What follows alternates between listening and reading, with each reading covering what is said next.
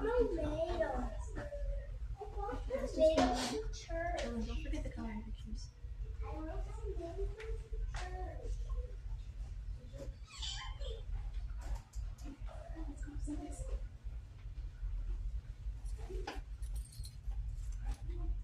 There we go. Okay, you on to the drill.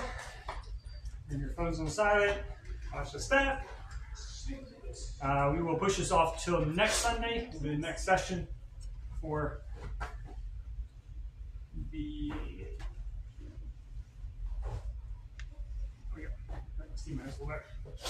For the Atonement series. Do you have discussion time after Word today? You like do that discussion? For this? Yeah. Well, I thought about waiting for. No, I'm talking about discussion on the sermon. Yeah, I can do that. Okay. I just thought about it now, so I wanted to make sure you're still on. So this is the fourth session in our summer series, the one on mental health. Next week will be knowledge versus heart. Matt will be sharing that one, and then I will have the last one on stress. This morning, stress and mental health is sometimes related. I mean, it is almost together, but we're splitting them up for reasons. We're splitting those up in two different sessions. I'm not really going to talk much about stress this morning, because we'll talk about that in 2 weeks. But stress is definitely a part of mental health. Okay, mental health. What is it? Depends who you ask, you can get very different definitions. But this is a definition that I came across, and I modified it a little bit just to make it fit.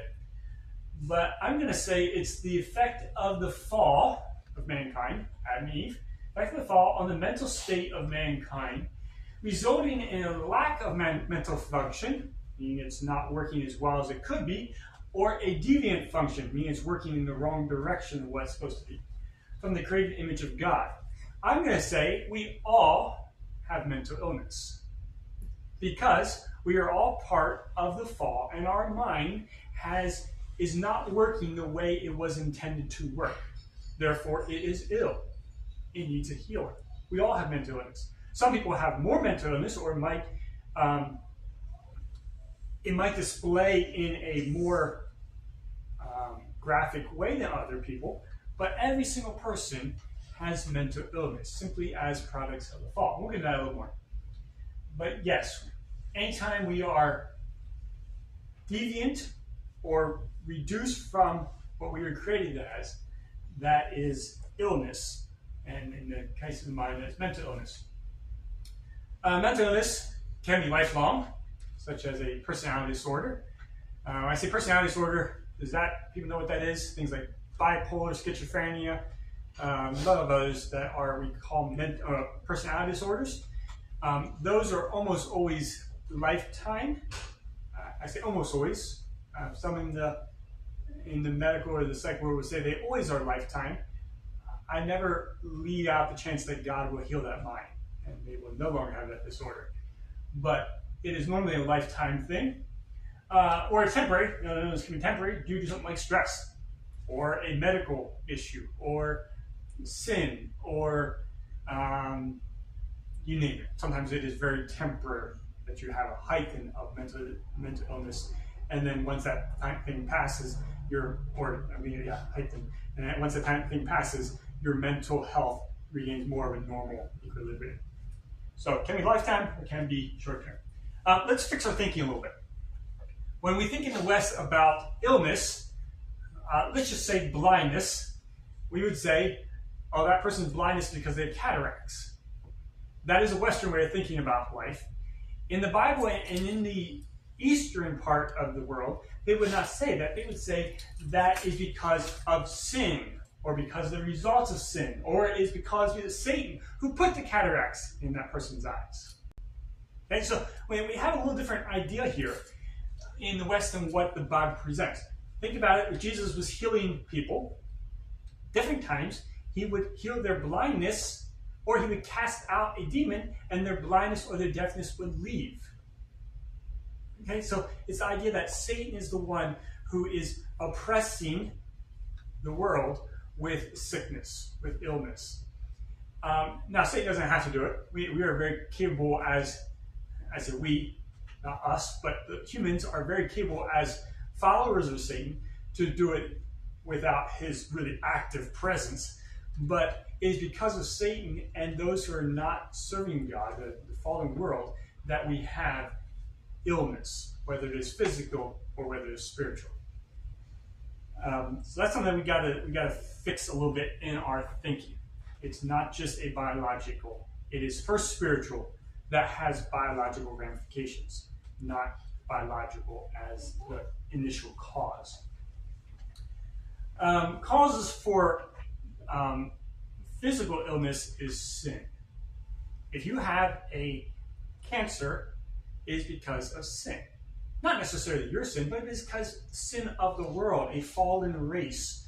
God did not create Adam and Eve with cancer. He did not create them with blindness or deafness or anything else. He created them without those things. And it's because of sin that we have all these things. Same way for mental health. It is because of sin. And I want to be clear on this. It's not because if you have dealing with mental health issues, it's not because you are sinning. And there's people that will go there. That's not the case.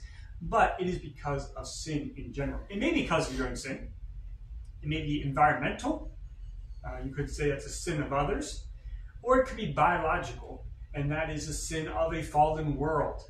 The world groans with this sin, and it causes us to have mental issues or physical issues. We live in a world scarred by the fall. Everything around us, whether it is ourselves, our vegetation, the animals, all of that carries a scar of a world that has rejected God and has wandered off in its own way. So we live in a world scarred by the fall. Okay, 3 goals this morning. The first one is talking about the cause of mental health struggles from a biblical perspective. We're going to have a fair amount of references and stories from the Bible talking about mental health in the Bible. Secondly is understanding mental health struggles. I'm going to make it personal. I'm going to talk about my story a little bit there. But I want us to know that, number one, if you're dealing with mental health, you're not alone. And number two, if you're not really dealing with a lot of mental health struggles, that it kind of helps you get an understanding of what people are feeling and thinking that do struggle with these things. And the last one is I'd like to talk a little bit about helping those with mental health issues or mental illness, and how do we as a brotherhood, as a church, rally around somebody and help them. And that's just some learned tools, some things that I've picked up over the years, and hopefully some things that are helpful. Okay, so 5 sources of mental health. First of all, it all comes from sin. But these are some classifications that you could put into mental health struggles. First one is personality disorders. Like schizophrenia is probably the one that comes out. Most people, bipolar, multiple personalities, some of those things. I'm going to say most of the time those things are genetic. I will say we don't know what they are. The science community has not been able to really diagnose them very well. Fabian probably knows more about this than anybody here, but we don't really know what they are. We don't even know exactly what cause, but I think the general consensus are that they are genetic. However, remember, that's a genetic, that is been influenced by the fall, influenced by sin. So it might not be that person themselves is a horrible sinner, so they have schizophrenia, but it is because of world sin, because of the fallen world. Second was developmental disorders. Most of our mental health is probably attributed to this, and that is, I say most, maybe that's a little strong, but that is other people's sin that has put a mark on somebody's life. Let's just put something out there. It's pretty prevalent in some areas. A mother, while she has her child in her womb, is taking alcohol at a high level, and that child comes out with infant alcohol syndrome, and it's going to be a mark in that person's life for the rest of their life. That's maybe a very graphic one. But that's a developmental disorder because of somebody else's sin, somebody else hurt them, and they will carry this for a long time. The third one is demonic influence. And those in the West, we kind of minimize this one. I want to be careful that we don't fall on either ditch on this one, but there is definitely demonic influence that impacts mental health. It also impacts physical health. How many times, the Gospels, did Jesus cast out a demon and the person was healed of a physical problem? Deafness, lameness. It happens quite a bit of times. And so let's not come to the conclusion that this stuff is all biological and that it's not a work of Satan. At the same time, I want to be careful we don't fall in another ditch of saying that every single time that there's mental health, we gotta do exorcism on that person, kick the devil out of them, and they'll be healed.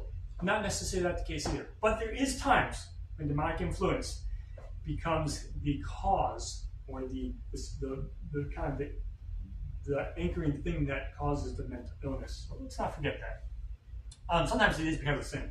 Somebody's living in sin with a guilty conscience. It is most likely they're going to have some mental struggles. Guilty conscience is just pretty hard to get around. And so if there is sin, the person is dealing with guilt, they will probably show some mental illness. And then last one is stress disorders, and we'll talk about that one in about 2 weeks from now.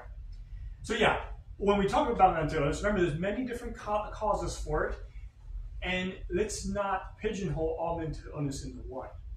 And many times when we look at treating somebody or working with somebody that has mental illness, if we do not see the broad picture, we're not going to have much to help them with. So it can be multiple different things that cause the mental illness. But the root cause is sin. Genesis 3, this is the fall of mankind, and this should be very much part of our discussion anytime we're talking about things that are not right in this world. Verse 4, Satan says, you will not certainly die, the serpent said this to the woman, for God knows that when you eat from it, your eyes will be open, and you will be like God, knowing good and evil. And boy, were they, knowing good and evil. When the woman saw that the fruit of the tree was good for food and pleasing to the eyes, she also desired for gaining wisdom. She took some and ate it, and she gave also to her husband who was with her, and he ate it. And the eyes of both of them were open, and they realized they were naked. So they sewed fig leaves together and made coverings for themselves. This is when mental illness entered into the world, as well as physical illness, as well as everything else that's wrong in the world, entered right here. Eyes were open. They saw things they didn't see before, some things they weren't able to really deal with in their minds, and it caused mental illness. Because of the fallen world. It's not God's fault, it's our fault, or our ancestors' fault, but we have a part in that as well. It's our fault that we had mental illness. People in the Bible who had mental health symptoms. Now, you're not going to find mental illness ever in the Bible, though you will have some other phrases that are very similar to that. But these are just meant to people that I'm going to say showed signs of mental health difficulties. Moses, he has to die a couple of different times. I'm going to say most of his was caused by stress. I'll leave that one go for another time. But David, if you read the Psalms, it just seems pretty loaded with mental struggles. Where did that come from? Some of it came from persecutions from Saul or from his sons or something like that. Some of it came probably before that time. But it seems like David was somebody who dealt with a lot of anxiety.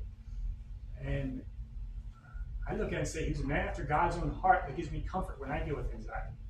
And I can also be a man after God's own heart. Nebuchadnezzar, he went crazy. At one point, because of pride, God said, you're going to lose your kingdom, you're going to be put out into the fields, and you're going to eat grass like an ox. And he was. At one point, he looked and it says, and we'll get into that a little bit. Oh, we'll hold that for there. Jonah. He definitely showed some signs of mental health issues. At the end of his life, he wanted to just kill me, God, because I came here to do what you told me to do, and it was successful. Now just kill me. But even some of the erratic behavior he showed, I would say, is a sign of some mental illness. Now his, I'm going to say, was because of sin, because unwillingness to follow God.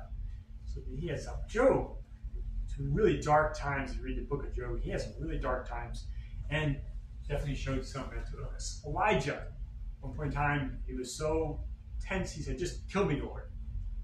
They're trying to kill me, you kill me before they get to me. And then probably my latest is Noah. My favorite is Noah. I talked about this last night with someone over at our house. Noah was mentally insane. Well, I think if you're on a boat with that many animals that long, you'll be mentally insane. But if you build a wooden boat, only a mentally disturbed person would take a beaver on board, or termites. It's a wood boat. You leave them get drowned. God, you got to save them a different way. he obeyed God, but I say that he was mentally not quite all there. Nebuchadnezzar's mental illness. It's due to pride. This is one verse in there, but he was probably the greatest ruler recorded in the history of mankind.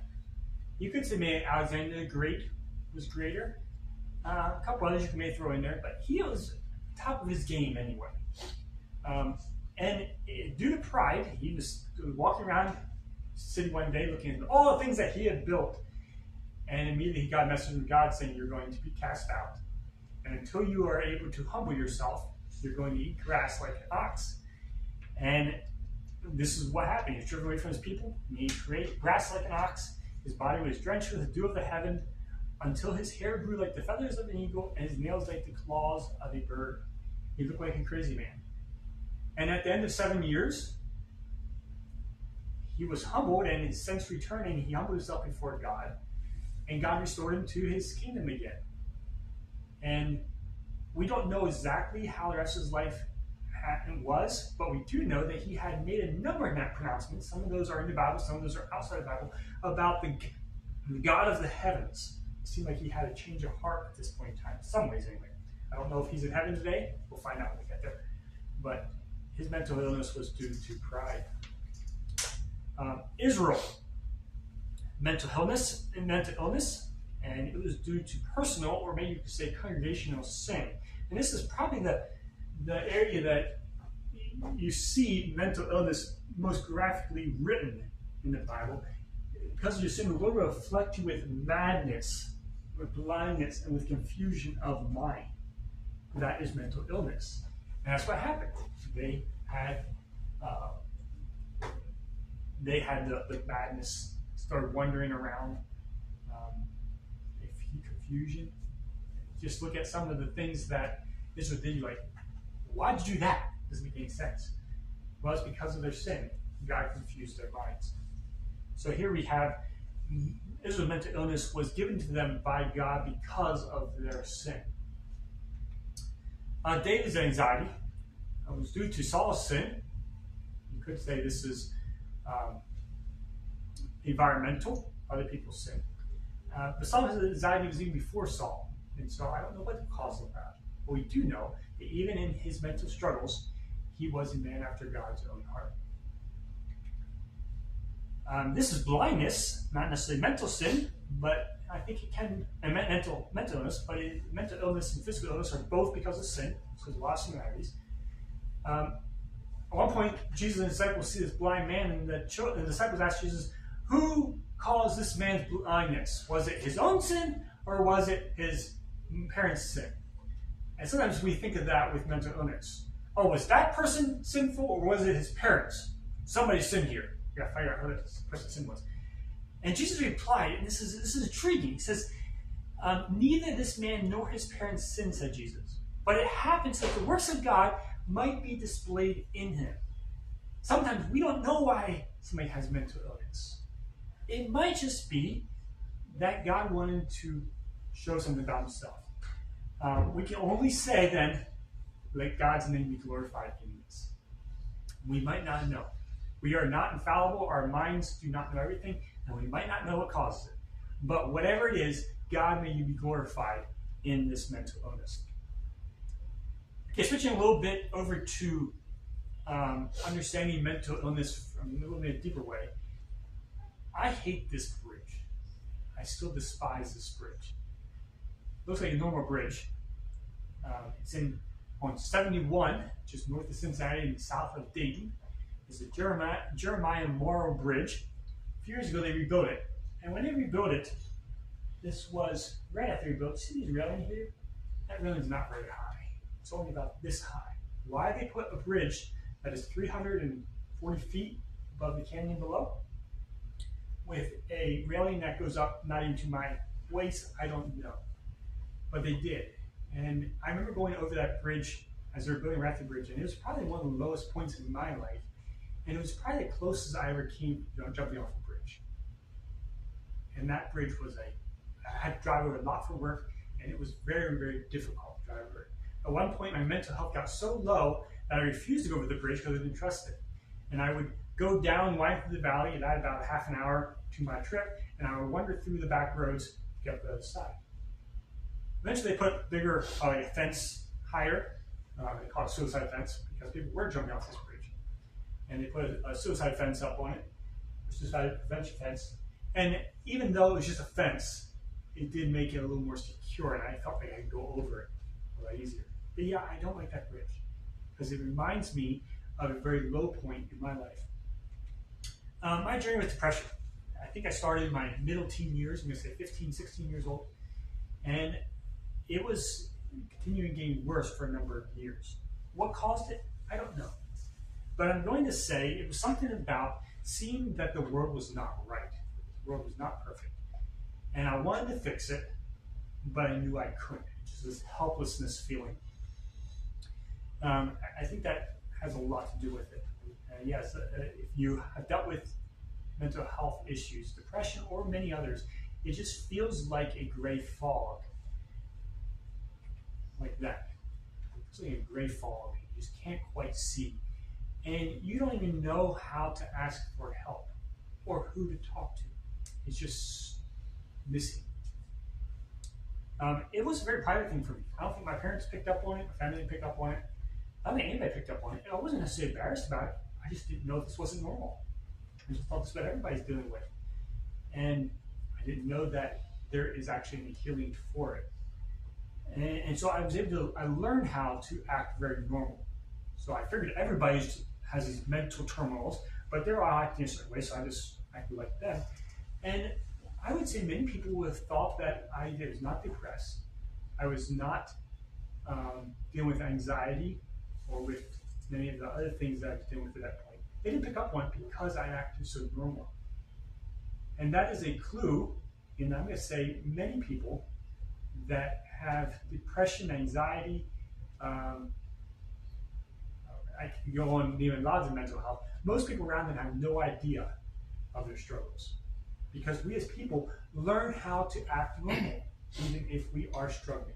If something's a trait that's in us that does that. And so when you see somebody, don't just assume everything's okay. Because I would say for most people, it's not okay. They're dealing with some sort. Remember, everybody has mental illness of some sort. We're all products of the fall. The question is, how is it being displayed? Yes, I think that's a graphic that illustrates what I felt. I just couldn't quite see. It just looked foggy. You could almost make out stuff, but couldn't quite get it. And a feeling of hopelessness. Now, we don't have a lot of fog down here in South Florida. Every once in a while, you see a little bit of fog. But how many of you ever drove for miles on end in thick, dense fog? If you have, it's not fun. It's very wearing. You drive like this on a highway for 2 hours, it feels like you've just driven for all day. It is just extremely wearing. And that's what happens with somebody who's dealing with some intense mental health. It's just extremely wearing. You can get that here. You can. We drove through the Everglades with that. Okay, yeah. Everglades, you see it more. In Ohio, this was a very common thing. Down here, it does happen, but it doesn't happen near as much as it does up north farther. The sun tends to burn it off quickly down here. And sometimes it'd be foggy like this all day long in the Midwest. And no matter where you go that day, it's foggy. I think I would say, looking back now, I think I started recovering in college. As I got to college, a couple of things that were impactful. Number one was a philosophy class. I didn't say psychology class, I said philosophy class. That helped me learn how to think and helped me learn to lay aside questions I didn't have answers for a future date. And that was a very helpful thing in understanding. I studied counseling, studied psychology. So I did learn I learned what I was struggling with in those classes. I don't know why I took those classes, except I wanted to work with people and I needed this degree in order to do so, and so I went that way. But it was a big help in getting me walking down the right path. As I got married, soon I started asking questions. I think she picked up eventually that things weren't quite right. Though I would say we were probably married for 7 or 8 years before she realized how low I was. But she started asking questions and started realizing that things weren't right, and that was also a very big help. During that time, once I realized this is not normal, I did a lot of praying for healing. Lord, take this from me. I never did. And I think maybe God was trying to teach me something else through it. About 2005, 2006, I was starting to turn the corner, starting to get better, and then I was stung by a wasp on my left shoulder, and it threw me into a tailspin. Over time, doctors, went to a couple different doctors. One doctor said, I think it stung a nerve, it injected the venom right into your nerve. At the time, I could not walk. I walked kind of leaning like this, shuffle along. That's how I walked, because I didn't have the feeling, didn't have the orientation. I could not walk a straight line. Sometimes, not all the time, sometimes it was fine, but sometimes it would sweep over me and I'd run into this. I started dealing with a lot of nerve pain all over my body. Just some nights I couldn't sleep because things hurt too bad. And this kind of sent me back into it again. So 2006 was probably my lowest point, and that was the point when they were building that bridge, or right after they built that bridge. And that was a tough year. 2016, 17, 18 were really tough years. Those were the times that probably I was the most suicidal I've ever been, though I've dealt with struggling with suicidal thoughts since my teenage years. Those years were very difficult, and I thank God I'm still here, because I get very close many times to ending it. Since then, it's been a kind of a bumpy, slow progress to find peace and rest. Sometimes it's better, sometimes it's worse. It kind of goes up and down. I do think I am starting to see things a lot more clearly and have a lot more healing than what I had since my teenage years. I think I can say now I'm thankful for my mental struggles. This took a long time. I saw it as an enemy, something to fight against. But especially in the last 3 or 4 years, I can say I'm thankful for my mental struggles. A couple things it did. Number one is it kept me from being sucked into the world systems. You know, the world has a way that it wants to pigeonhole us in. You work for the house with the white picket fence and your American dream. And it kept me from being sucked into that, because I just saw the vanity of it all, the worthlessness of it all. And so I didn't go down that road. Most of my friends growing up went down that road. And I think it was the grace of God through the mental health struggles that kept me from following the same path all my friends went on.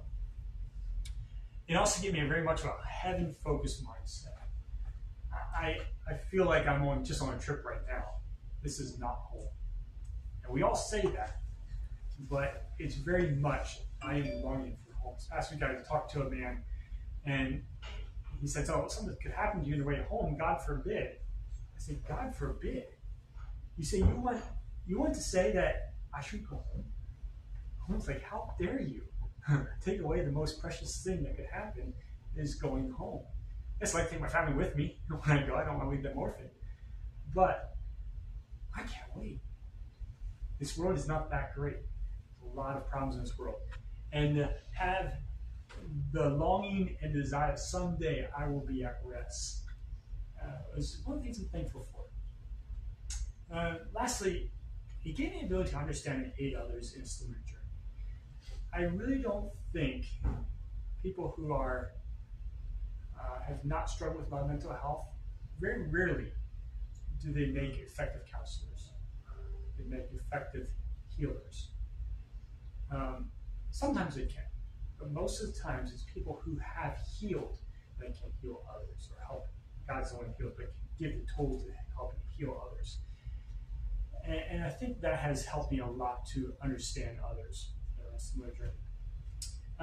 I will probably deal with depression the rest of my life.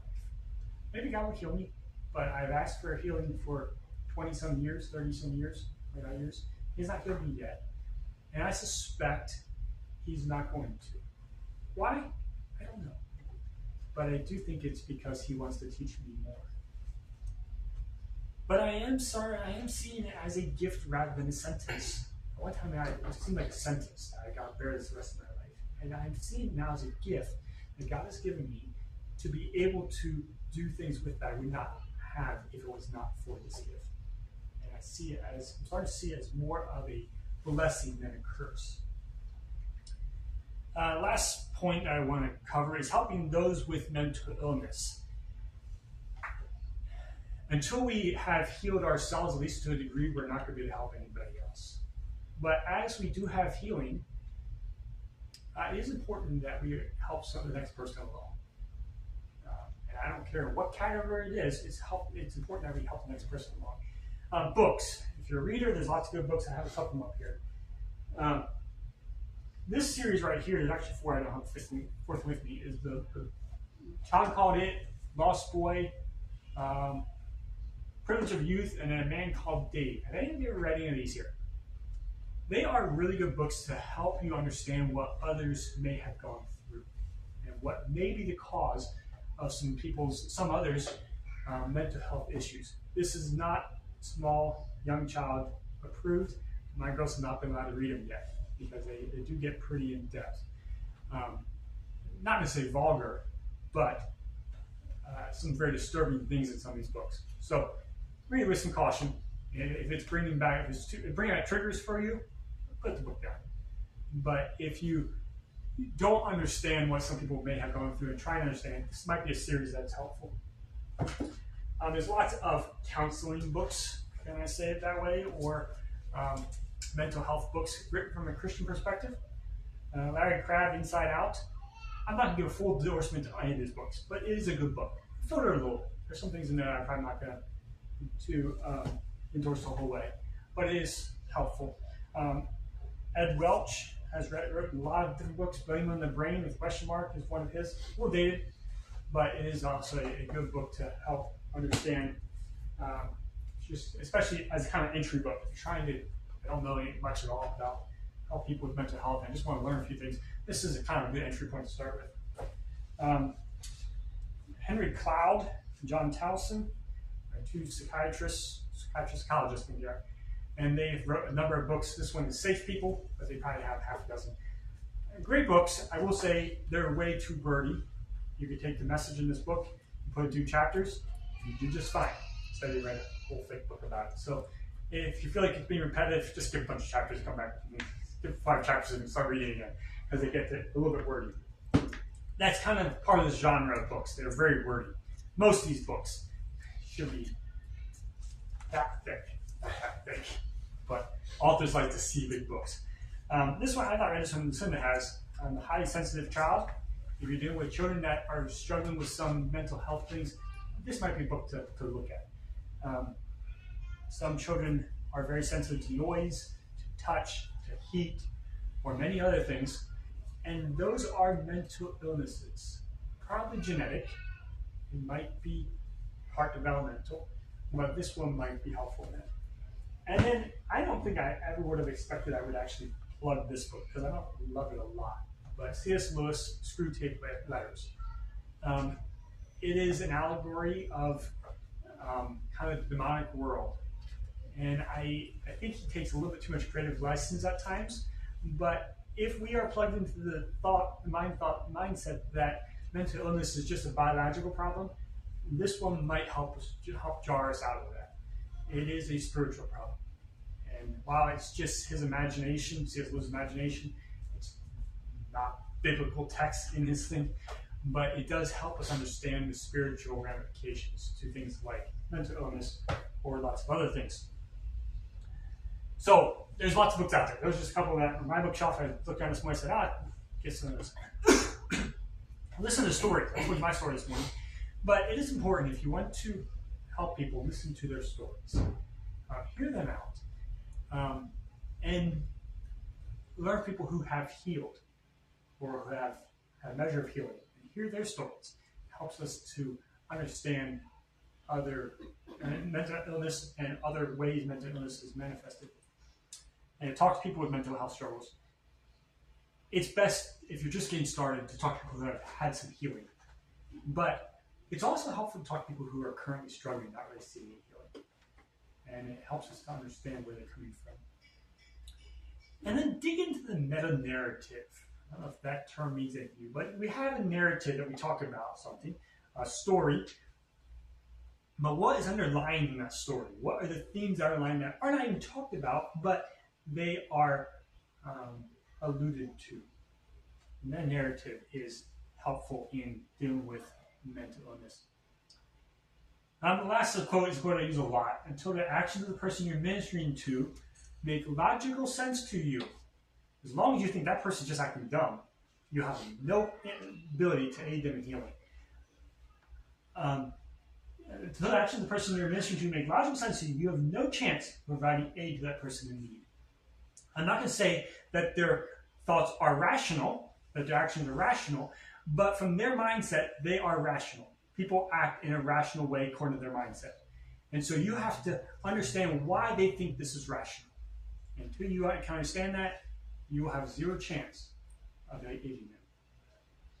And I think it's that way in all of life. Whether you're dealing with somebody who is a homeless person and choose to be homeless, and you think that I would choose to be homeless, whether you're dealing with somebody who is can't hold a job or quits a job every other week. I think we all know somebody like that. Until that action that they are doing makes a logical sense to us, we have zero chance of being aided.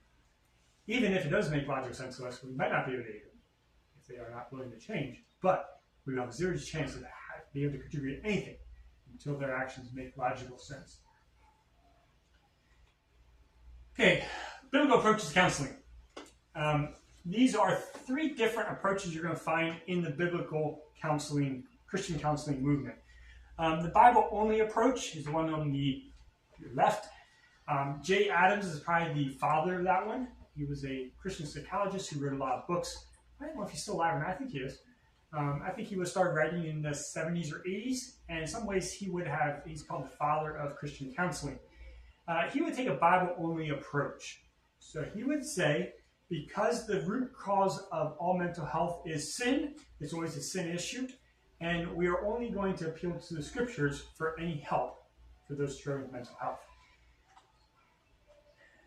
I'm not sure I'm with him. I know I'm with him. I think I see some weaknesses in that approach. One of the problems is, remember the different causes of mental health we talked about earlier? I think this approach only helps if the mental illness is the result of the individual person's sin, or maybe demonic activity, or possibly some environmental things. But it does not take care of the genetics or some other reasons for mental health. So I think it does have some weaknesses there, but I will say this approach probably is effective 60% of the time. And so let's not throw it out, but also remember that there's 40% of people that does not help. And I have the next one is the Bible over approach, the idea that you will have some, and that's pretty much this whole, I would say all these books come from more of a Bible over approach. We see the Bible as the ultimate authority, and anytime that any other methods of helping somebody come in conflict with the scriptures, we throw those methods out as not helpful to the situation and wrong. But we understand that science does help give some answers, and there are other methods of counseling that will help as well. This position is in tension. It is difficult to do counseling from this perspective because you're very easily pulled this way or that way. But I think this is the most effective way. It is very time intensive. Counseling from this perspective takes a lot of time, possibly years. And when I say counseling, yes, you do have a professional counselor who uses this, but even counseling a friend from this perspective is going to take a long time. And then the Bible and approach, the idea that there's Bible that has some truth, science holds some truth, the two shall not meet, and you just barf wherever is helpful. Christian psychology often takes, or psychotherapy often takes that approach, though sometimes those terms don't always, someone might call themselves a Christian psychotherapist, but they might approach it more this way. I'm going to say it does fine with dealing with more genetic stuff. It might help there, but it doesn't do much for the sin issue. So it is a balancing act. But if you get into this world a little bit, you will see stuff and read stuff, and you'll say, oh, it fits there, it fits here. So that's just a little bit of primer on that. The most effective way of dealing with mental health is to join a community, a healthy healing community, i.e. a church. That can be done in other ways too, but a church is God's prescription for helping with mental health healing. Local church is God's answer to how we heal and grow. I'm not going to say other things don't have a place in them. We're going to talk about more of those, but it ought to be done in the context of a local church. If you're isolated out by yourself, don't expect to find healing. It's just not going to happen. Very rarely, but never, I'm going to say. So it's always going to have in context of somebody else. So join a church. Don't bypass simple medical issues. I'm not the doctor in the room, but you could probably expand this a little bit. Thyroid issues is a very big cause of mental health. My wife is on thyroid medication. She went into a mental tailspin a number of years ago, and we did some testing and realized that her thyroid was out of whack. And so she's on thyroid medication, and it has been tremendously helpful in balancing her out. So don't roll out simple medical things. Electrolyte imbalance, sometimes even vitamin imbalance, will cause mental health symptoms. Liver function, kidney functions, elevated toxins. These things can all cause mental health issues. Even brain tumors or cancer can cause it. So what I'm saying is, sometimes the easiest way, especially if you see a sudden onset of mental health, a couple blood tests isn't a bad way to start. Because you might find it's a very simple medical problem. It's easy to fix, and you don't go through a whole long year's worth of counseling, mentoring, and healing when there's not really a personal sin or it's just a genetic sin, a physical problem that's causing the mental health. So I've used this a number of times with people who reached out to myself or my wife and were dealing with a sudden onset of mental health issues, and go get blood work done. And it's amazing how many times something that's quite obvious coming back. Recently, in the last few months, we had somebody that her thyroid was way out. I forget what the numbers were, but they were way out. She's on thyroid medication, and a lot of mental health stuff has just disappeared. So don't bypass the medical. It's usually the easiest way to fix mental health issues is the medical. So it doesn't cost much. It's not a lot of work. Do the testing. It might show something. If it does, great. If not, move on to something else. Psychotherapy medications. This is always a hot button issue, and I'm not usually afraid to jump into hot button issues. Remember, the problem is never the lack of the medication. This goes from either physical or mental problems. You never are in lack of an aspirin, and that's why you have pain. There's always an underlying cause, and the underlying cause is always sin. Did I get through that yet? It's always sin. Not necessarily individual sin, but it's because we live in a sinful world, a fallen world. And so it's never the lack of medication. However, medications sometimes help. In general, they treat symptoms rather than problems. But so do physical medications. They treat symptoms. The cause is that sin and you're going to die. And the heart medication will keep your heart from dying quite as fast as it was. It's still treating a symptom. And so it treats symptoms rather than problems. Sometimes the symptoms are just masking the symptom. Sometimes it is actually giving some reversal of the symptoms. But it is treating symptoms rather than the problem.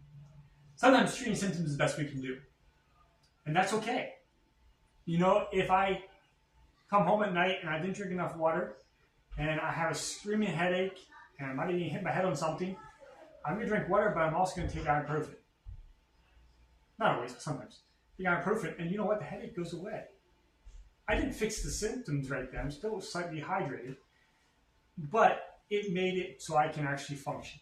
And so it's okay to take medication for treating symptoms. Short-term is usually preferred to long-term if we're just treating symptoms, and that's just something that I've seen in others. Sometimes long-term medications is what we have to go. Short-term is usually preferred. If we can somehow find a way to get off of them, that's better. Sometimes you can't. You're stuck with them for the rest of your life. The last one, I hope I don't get a problem with the doctor in the house, but imagine psychotherapy medication is an art more than a science. It's something I've watched, and I think I'm accurate in this. if you go this route, pick a skilled artist. Not saying anything against family practitioners, but doctors spend an hour, maybe not an hour, a lot of times 15 minutes with a patient. And to do medication well, you often need to have a lot more time with the patient in order to know how to prescribe. I would love to see psychotherapy medications pulled from the medical community and put it into psychologists who currently cannot prescribe, put in their realm more. They might need more training, get that. But people who spend a lot of time with the patient, I think that would make our psychotherapy medications more effective. I'm not saying psychotherapy medications are the end-all be-all effective, but I think they'd be more effective if they were prescribed better. And I think at this point in time, we have the wrong people prescribing in this country. That's just my take on it. I have known a number of people who were getting the psychotherapy medications in a very haphazard way. I remember years ago, I was working with a young lady, and at one point I asked her, she started talking about different drugs she was on. I said, what all drugs are you on? Give me a list. And so she went through her medicine cabinet, got a list. All doctor prescribed to her. She was on 10 different psycho medications. She was zoned out. When you looked at her eyes, there was nobody home. She was kind of walking around like a zombie. I pushed her to go to a different doctor. The different doctor freaked out. Started pulling his medication, reported the first doctor, and he actually fled the countries in Pakistan now. It was an international case. It was this one as well as 2 or 3 other people that he was doing this to. And now that's a worst case scenario. But I don't think he was intentionally trying to harm her, but he just wasn't spending enough time with her. And he just kind of haphazardly prescribing stuff. And eventually, I think he totally lost track of what was going on. But yeah, she came off medication, and today she's living a fairly normal life. She's doing some stuff. I forget what she's doing, but she was just overprescribed. So if you're going to go medication route, get a skilled artist, somebody who does this a lot and has a track record of being able to use it. Otherwise, you're probably not going to be effective with it. Okay, if you're dealing with mental health issues yourself or working with somebody else, pray, pray, pray. We do not pray enough about these kinds of things. It says in Philippians 4, do not be anxious about anything, but in every situation, by prayer and petition with thanksgiving, present your requests to God. And the peace of God, which transcends all understanding, will guard your hearts and your minds in Christ Jesus. 1 and 2 Chronicles 22, it talks about how David put singers in front of his army. Praise scatters the enemy. And if you're struggling, start praying and praising God. And if it is demonic influence that's causing mental health, Satan doesn't like people praising God. And if he learns every time he attacks, you start praising God, he will stop attacking. So if the source is satanic, prayer and praise will take care of it every time. That's not always the cause, but if it is the cause, pray. The burden is light when it's shared. We just recently watched the movie. Your parents gave us tickets to it. Seinfeld. If you haven't watched it, he uses phrase in there, and I'd heard it before and I forgot it. The idea the burden is light when it is shared. Jesus says, and that really is talking about sharing it among the brotherhood of the church. But and that's accurate too. But Jesus wants to share your burden too. Come to me, all you who are weary and burdened, and I will give you rest. Take my yoke upon you and learn from me, for I am gentle and humble in heart, and you will find rest for your souls. For my yoke is easy and my burden is light. You know, the last phrase, everybody is dealing with depression or anxiety is going to say, is that true? Burden seems pretty heavy. Or bipolar or schizophrenia or anything else, they're saying that burden seems pretty heavy. Burden is heavy because we're not taking a yoke with Christ. We're grabbing the yoke off of Christ's shoulders and say, give me some more. That's what we're actually doing. Jesus will help you carry the load. My yoke is easy, my burden is light when you allow Jesus to share it with you. And it's easy to say it up here, easy to say it here. I'm going to say from the last 25 years of struggling with it, I'm learning to allow this to be true. It doesn't come easy, but it is possible. Patience comes by tribulation. And the grace of and God of all grace, who called you to his eternal glory in Christ, after you have suffered a little while, will himself restore you and make you strong, firm, and steadfast. Sometimes God is using mental illness to develop you in the person he wants you to be. And it might seem weird that he would use something from a fallen world to call somebody to him, but he does. He uses that which is around us to call us to him, developing us into the person he wants us to be. Sometimes it's build our faith. When the righteous cry for help, the Lord hears and delivers them out of their troubles. The Lord is near to the brokenhearted and saves the crushed in spirit. Your faith will not be strengthened until it's tested. And sometimes mental illness is there to test our faith so that God can strengthen us and build us into what he wants us to be.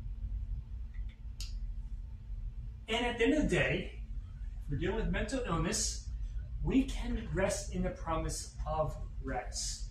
It will not always be this way. Maybe for the rest of our lives here, but our lifespan here is just a blip on the radar. It's much bigger than that. And so when you ask for healing, you cry out for healing, and there's no healing yet, the healing will come. But they who wait on the Lord will renew their strength. They shall mount up with wings like eagle. They shall run and not be weary. They shall walk and not faint.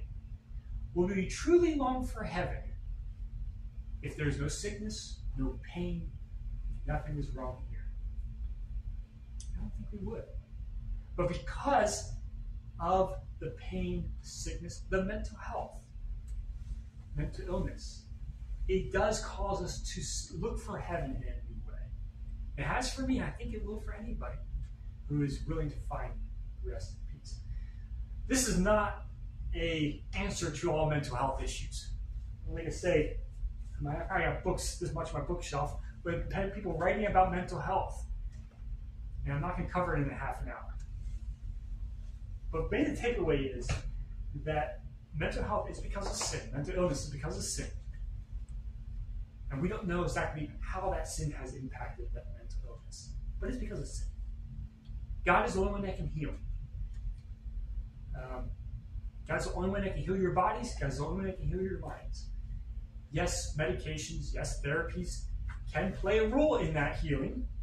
Sometimes God uses those. But God is the one who's going to heal.